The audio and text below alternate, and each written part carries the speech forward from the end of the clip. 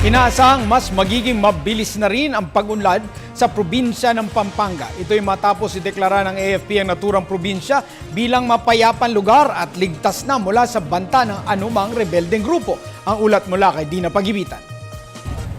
Bagamat humarap sa napakaraming pagsubok ang bansa noong nakaraang taon, gaya ng mga kalamidad gawa ng kalikasan gayon din ng tao, hindi natinag ang mandato ng gobyerno sa pangunguna ng hukbong sandatahang lakas sa pagsusulong ng kapayapaan sa buong bansa.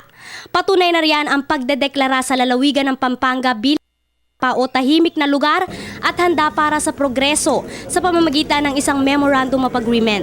Ang nasabing pagdedeklara sa lalawigan ang kumumpleto sa 22 probinsya sa Northern Luzon bilang insurgency-free and ready for further development.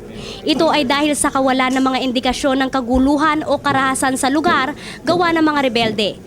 Panahon na para tayo ay magkaisa upang iwaksina ang kaguluhan, iwaksina ang armadong pakikibaka, at panahon na upang tayo'y mamuhay ng mapayapa at maunlad.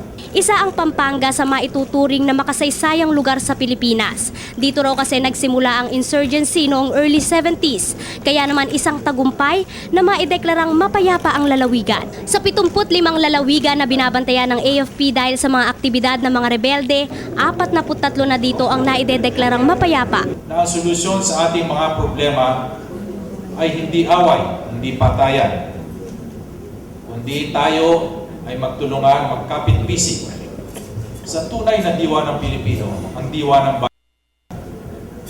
Tulong-tulong natin na harapin anuman ang problema.